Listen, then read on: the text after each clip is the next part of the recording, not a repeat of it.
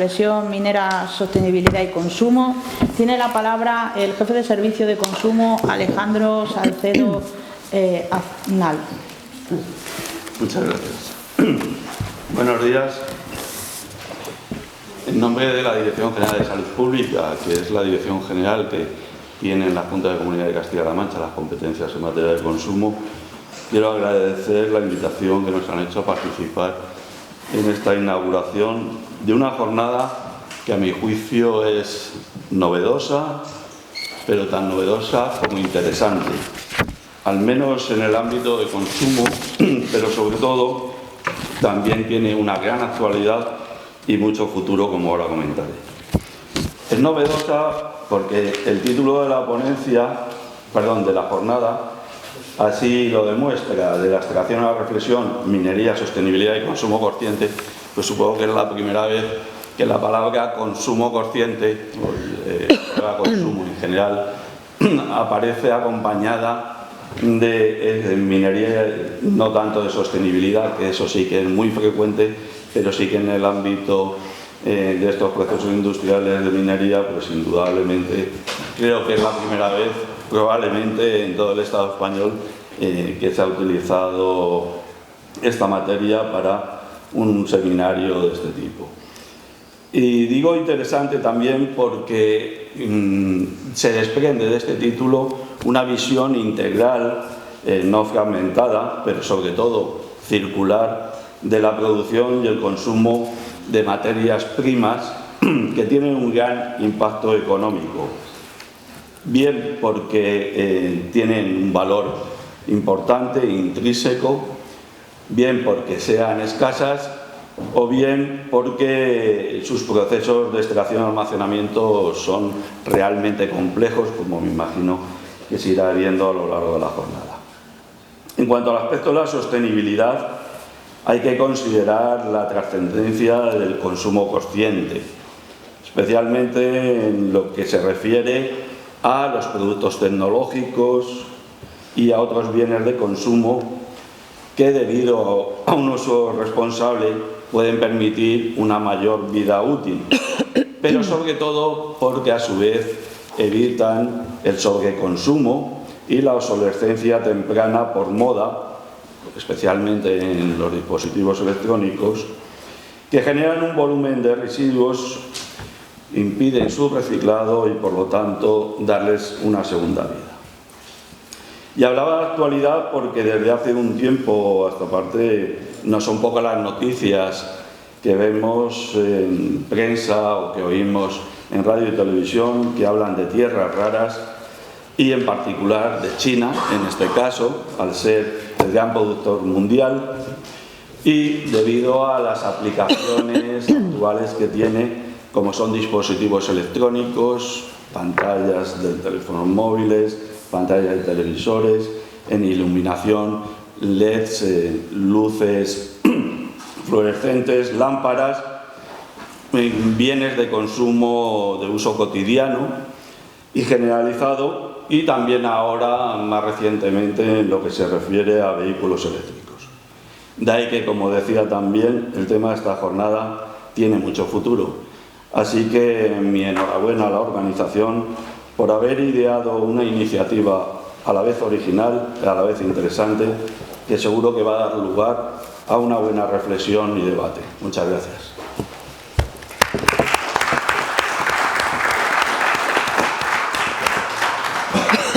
Bueno, en segundo lugar tiene la palabra la alcaldesa del excelentísimo Ayuntamiento de Almadén, Raquel Jurado Mechán.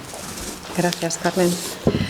Bien, muy buenos días a todos. En primer lugar, agradecer a la señora directora de la Escuela de Ingeniería Minera Industrial de Almadén, por supuesto a la señora directora financiera de la Fundación General de la Universidad de Castilla-La Mancha por la invitación para poder participar en esta mesa inaugural, y también al jefe de Servicio de Consumo de la Dirección General de Salud Pública de la Junta de Castilla-La Mancha por su presencia hoy aquí en Almadén. Evidentemente, el jefe de Servicio de Consumo, como hemos escuchado, pues ha puesto en valor la parte, digamos, de el consumo de todos los productos mineros, como no puede ser de otra forma, y en mi caso, pues como alcaldesa de un pueblo minero cuyo origen es la minería y nuestra larga historia está vinculada a la minería, pues quisiera hacer hincapié en otro aspecto de esta jornada, una jornada que, si vemos el título, de la extracción a la reflexión, minería, sostenibilidad y consumo consciente. Porque es importante también reparar que con las distintas ponencias que vamos a escuchar hoy aquí, creo que se va a poner de relieve la importancia que tienen estas charlas divulgativas en un momento en el que la minería está volviendo a reclamar con fuerza y con toda la razón ser considerado un sector crítico y esencial de la economía. Afortunadamente, en este momento, las políticas, en este caso de la Unión Europea, se están encaminando en el sentido de la protección de la minería, tras décadas en las que la actividad ha sido injustamente denostada y en gran medida por el desconocimiento y la desinformación. Por eso es tan importante que grandes expertos como los que van a participar en estas jornadas nos hablen también de la eliminación de la contaminación, de la restauración de áreas mineras desde el enfoque de la minería del siglo XXI, que a día de hoy sigue siendo la gran desconocida. Por desgracia, a pesar de esto y estas políticas de la Unión Europea, en algunos niveles de gobernanza, precisamente las reticencias sociales, las de la propia sociedad, provocan que los gobernantes no apoyen decididamente el sector minero, sin ser conscientes en muchos casos de que de esta forma están privando al tejido productivo local de un importante revulsivo económico. Otros gobiernos locales, como por ejemplo en nuestro pueblo vecino de Abenójar, han apostado sin miedo por nuevos proyectos mineros. Y esto ha sido posible precisamente gracias a la información veraz que han sabido trasladar a sus habitantes, lo que ha supuesto que apoyen sin reticencias y sin miedos estos proyectos, conscientes de la oportunidad que suponen para sus territorios. Por lo tanto, efectivamente necesitamos más y más jornadas como esta. Animo a la Fundación General de la Universidad de Castilla-La Mancha como organizadora a proponer que se hagan extensivas en otras localidades donde es muy importante llegar esta información veraz de la mano de los expertos. En Almadén sabemos que jugáis en terreno amigo, sí, pueblo minero. No hay que convencernos mucho de las bondades de la minería, porque bien sabemos en Almadén que la mina ha sido futuro y ha sido vida, y sin embargo que la ausencia de la minería está suponiendo una etapa oscura en nuestra historia. Por eso vuelvo a insistir, la necesidad de las charlas, la necesidad de transmitir a la ciudadanía una información veraz. No me extiendo más, tan solo reiterar mi enhorabuena a los organizadores de la jornada, que sin duda va a ser un éxito, mi agradecimiento por poder disfrutarla hoy en la sede universitaria de Almadén y muy bienvenidos a todos a mi querido pueblo. Muchas gracias.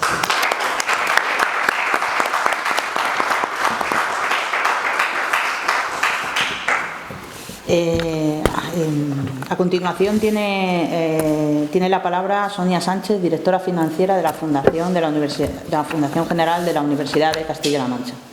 Hola, buenos días a todos y bienvenidos, aunque con algún pequeño problema tecnológico que hemos podido solventar un poquito más tarde de lo previsto, pero muchísimas gracias por estar aquí. Por supuesto, me gustaría dar las gracias, como ha dicho Raquel y Alejandro, a todos los presentes, especialmente a los que están en la mesa, y a la Escuela Minera Industrial de Almadén, que nos ha hecho posible hacer este evento. Por supuesto que, como tal, la Fundación desde hace muchos años viene desarrollando este tipo de programas formativos que intentan sensibilizar y acercar, en este caso, el consumo consciente y responsable basado en un sitio como es aquí, en la minería, que efectivamente, Raquel, es más sencillo hablar aquí de minería porque este lugar da pie a eso. Es cierto que vamos a tratar de que se vea este concepto de minería basado más en un consumo responsable, acciones que sean más sostenibles, y para ello hemos traído a expertos y a expertas que van a tratar de asentar y acercar cómo podemos avanzar en modelos más sostenibles, pues a través del reciclaje, de la rehabilitación de áreas degradadas, de tecnologías limpias. Y vamos a tratar de que este espacio se convierta en un foro de debate y de reflexión para poder acercar a los jóvenes, que nos hubiese gustado que hubiesen más, pero bueno, a ser más o actuar un poquito más responsable y con más conciencia, como es el título de la jornada, que efectivamente, como decía Alejandro, el título es potente, de la extracción a la reflexión. Vamos a intentar reflexionar y ver cómo podemos alcanzar esos modelos más sostenibles. Sin detenerme más, porque ya llevamos un poquito de retraso, nuevamente muchísimas gracias a todos por estar hoy aquí y esperemos y confío en que al final de la jornada podamos ser un poquito más conscientes de lo que es la minería. Muchas gracias. Sí.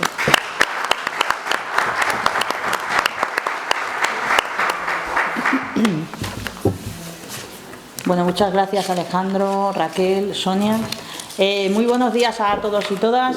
En primer lugar, quiero expresar mi más sincero agradecimiento a la Fundación General de la Universidad de Castilla-La Mancha por brindarnos la oportunidad de acoger por segundo año consecutivo una jornada dedicada al consumo responsable en nuestra escuela.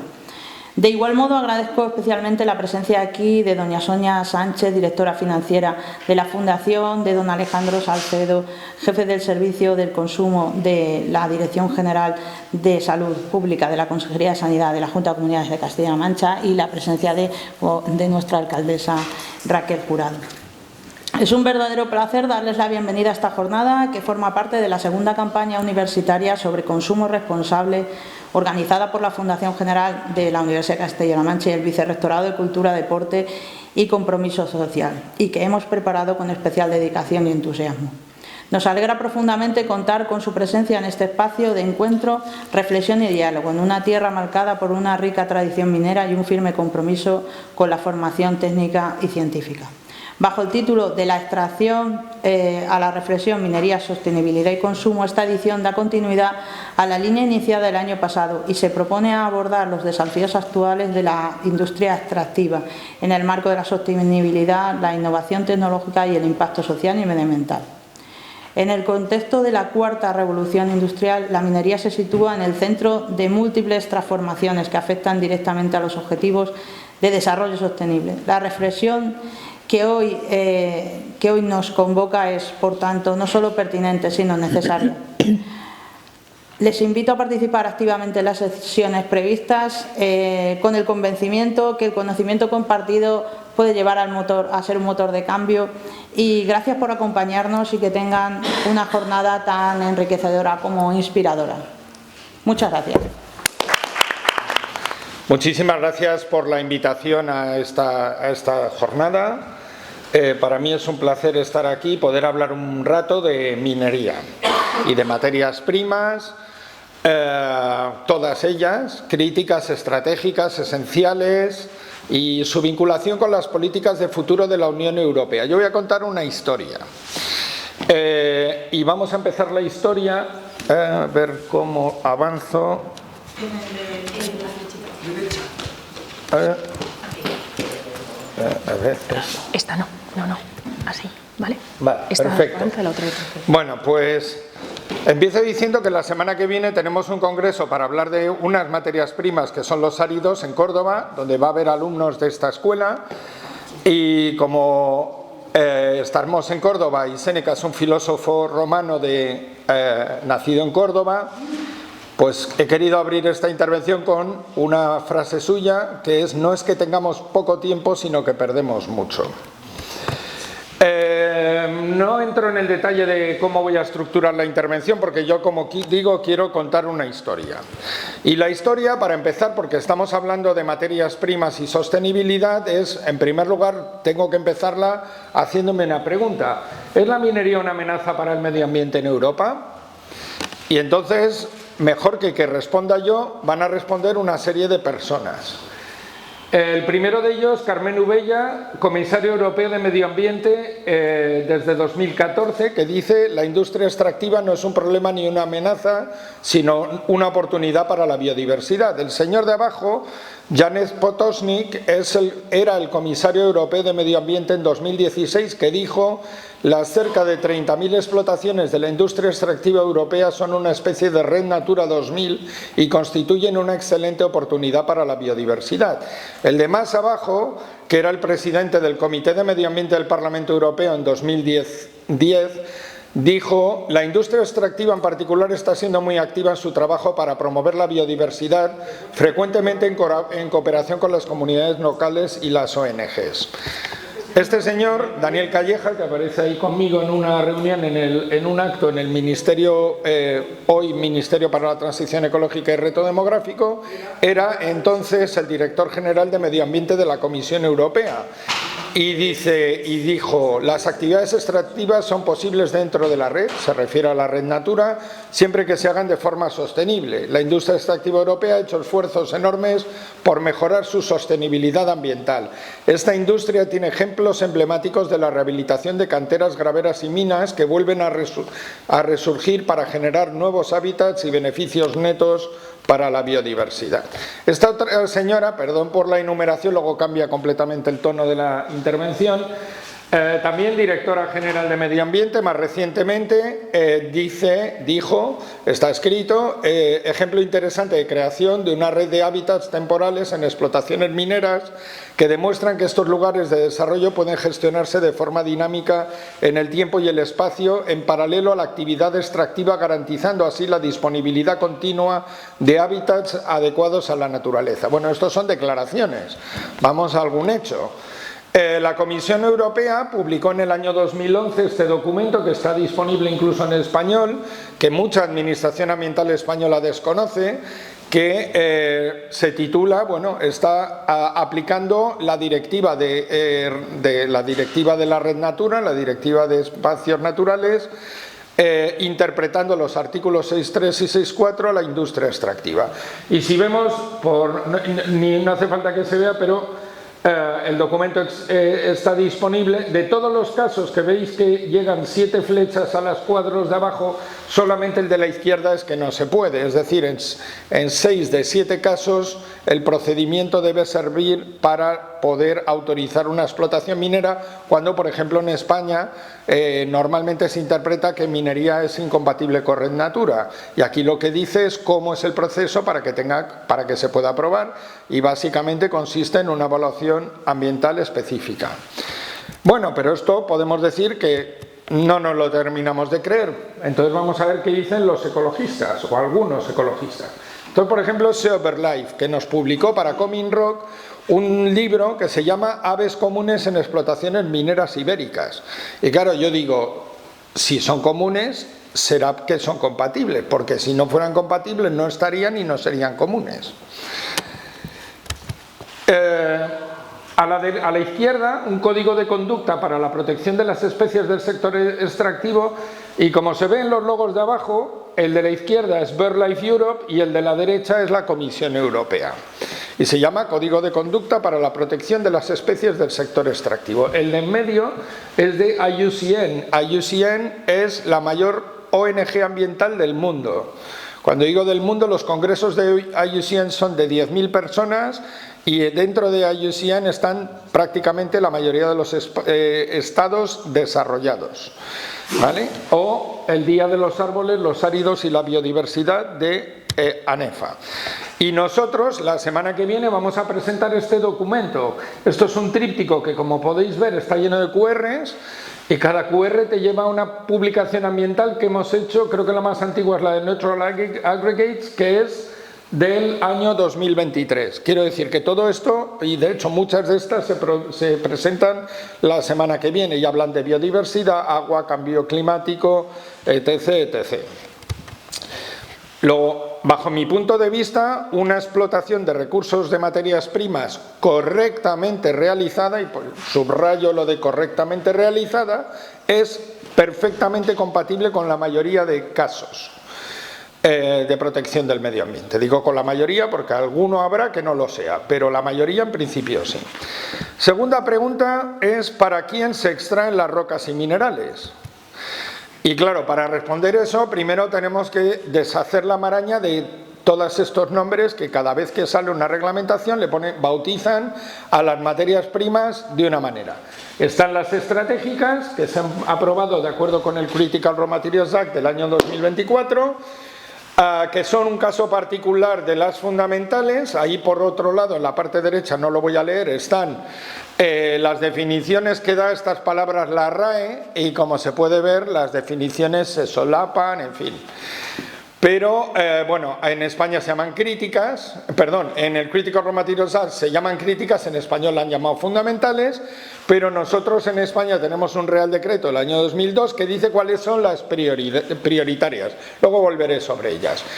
Y, al final, la otra categoría que no está escrita en ninguna parte es una categoría que hemos definido en Europa, porque todas las materias primas que se extraen en cualquier sitio del mundo son esenciales. ¿Por qué? Porque si no, no se extraerían. Entonces, las esenciales son todas y engloban todas las otras categorías. Bien, cuando se empezó a hablar del Pacto Verde, en el año 2019, pues algunos, justo en los primeros pasos del Pacto Verde, algunos grandes conocedores de la realidad de las cosas dijeron, bueno, como ahora va a ser todo verde, pues ya no hacen falta materias primas. Un rato después dijeron, no, van a hacer falta más materias primas, y aparte estamos desplazando el problema del número de proveedores. El petróleo, con el que hasta ahora se ha construido la civilización que conocemos, entre otras materias primas, entre todas las demás, estaba en manos de 40-50 países productores. Ahora las tierras raras están en manos básicamente de uno, lo cual genera una dependencia de las cadenas de suministro que es intolerable. Intolerable me refiero en el sentido de que es insufrible, es decir, no puede estar toda la economía occidental dependiendo de las materias primas que tiene un país, que encima no es una democracia. Entonces tenemos un problema. Y luego tenemos además un problema adicional, no se ve muy bien en la diapositiva, pero básicamente en la línea de arriba, que son los minerales de construcción, tenemos una situación de autosuficiencia en Europa, extracción igual a consumo. En metales tenemos una extracción en Europa muy inferior al consumo, por lo tanto tenemos una situación de dependencia, y en minerales industriales estamos más o menos bien. Y extracción más o menos igual a consumo. Pero las proyecciones nos dicen que el uso, la demanda, se va a multiplicar por 3. Porque nosotros siempre hablamos de demanda de materias primas. No conozco a ningún minero del mundo que saque materias primas por sacarlas. No solo las saca porque alguien las quiere. Alguien las necesita y alguien las va a pagar. Y además, otro error que hemos cometido muchas veces nosotros mismos es decir, no, es que somos mineros. Y es verdad que muchos somos mineros, pero nosotros alimentamos todas las cadenas de valor. Entonces, si solo pones el foco de la lupa en la mina, estás obviando que de la mina cuelgan todas las cadenas de valor que conocemos, todas, hasta los audiovisuales, por decir alguna. Entonces, ¿qué ocurre? Que la mina puede parecer una actividad prescindible, da poco empleo directo, y bueno, pues tampoco, y me molesta. Pero claro, es que empiezas a multiplicar conforme te alejas de la mina el valor añadido, y por poneros un ejemplo, en España, según la estadística minera, hay 30.000 trabajadores, directos más indirectos directos, digamos, de subcontratas mineras. De esos 30.000 trabajadores cuelgan 4 millones de puestos de trabajo, que es el 20% de la población activa española. En primera corona del entorno, ¿vale? Porque en realidad cuelgan todos los puestos de trabajo de esos 30.000, ¿vale? Entonces, claro, si cometemos el error de miopía de me preocupo de que no haya minas porque me molestan, porque ya tengo todo lo demás, es como si decimos, y ahora quitamos el aire porque también me molesta, pero nos morimos todos. O sea, quiero decir, las cosas que hacen falta, igual que el agua, igual que el aire, igual que los minerales. Entonces, bueno, aquí la Comisión Europea ha hecho un ejercicio que la verdad es que es bueno por un lado y cuestionable por el otro, porque ha sacado ha estado haciendo un análisis de materias primas minerales para ver cuáles eran fundamentales, esenciales, llamadlo como queráis, para las nuevas políticas europeas, que por cierto luego os cuento que han cambiado. Bien, entonces todas estas que están ahí se han analizado en base a unos criterios. Uno de los criterios es la dependencia de importaciones, y entonces podéis ver en la gráfica que hay unas de las que somos prácticamente dependientes al 100% y hay otras, las de la derecha, en las cuales la situación es muy buena porque tenemos materias primas las que queremos. Aunque también tengo que decir, y aprovecho, que estamos extrayendo hoy, pero las reservas autorizadas van a menor velocidad, es decir, estamos sirviendo a costa de nuestras reservas para el futuro, por lo tanto habría que mejorar la tramitación. O sea que tenemos un problema con algunas materias primas. Luego viene el tema del potencial de reciclado, porque también hay gente que piensa, no, es que vamos a reciclarlo todo. Y yo digo, no hombre, vamos a reciclar todo lo que se pueda. Porque hay cosas que se pueden y hay cosas que no se pueden. Ejemplo, bueno, quiero decir, como estamos en una escuela de ingeniería, todos sabemos lo que son las reacciones químicas. Bueno, pues hay muchas materias primas que entran por un lado, reaccionan químicamente y desaparecen. Y se convierten en otra cosa. Eso no hay manera de recuperarlo. Entonces, pensar que eso se va a reciclar es engañar a la gente, o sea que por eso a la gente, o sea, hay que explicar las cosas para que la gente lo entienda. La economía circular, no creo que haya nadie en esta sala que esté más a favor de la economía circular que yo, y lo podría demostrar. Pero no es la solución, es una parte de la solución, ¿vale? Entonces aquí vemos esa gráfica que está basada en aquella tabla, que es un documento de la comisión que te dice el potencial de reciclado de las materias primas, y veis que hay un montón que están en 0, otro montón que están en 1, otro montón que están entre 2, 3 y 5, y hay alguna que llega al 55%. Entonces, pensar que el reciclado es la solución, no, es una parte de la solución que por supuesto hay que tener en la ecuación. Y luego hay otra cosa que es muy importante, que para mí es uno de los errores gordos que comete el Critical Raw Materials Act, y es que esto es la variable. A ver, la Comisión Europea hizo una evaluación de materias primas en 2020 y la repitió en 2023. Y no hace falta que entendáis nada de la gráfica, pero os lo explico rápidamente. Veis que los puntos se conectan con unas rayitas, un punto más claro y un punto rojo. Vale, ¿eso qué quiere decir? Pues que la evaluación del 20 y del 23 los puntos se han movido. Entonces, si pensamos que en este cuarto de aquí están los críticos, lo que ellos llaman críticos, pues ¿qué es lo que podemos deducir? Pues que en un momento dado va a haber críticos que salgan de ser críticos y en otro momento dado va a haber no críticos que entren en ser críticos. Yo lo cuento con un ejemplo bastante poco políticamente correcto, pero es muy visual. Esto es como si en la pandemia de COVID el gobierno o los gobiernos se hubieran dedicado exclusivamente a tratar los enfermos que estaban en fase terminal en lugar de tomar una medida preventiva para que la gente no se pusiera enferma y entrara en fase terminal.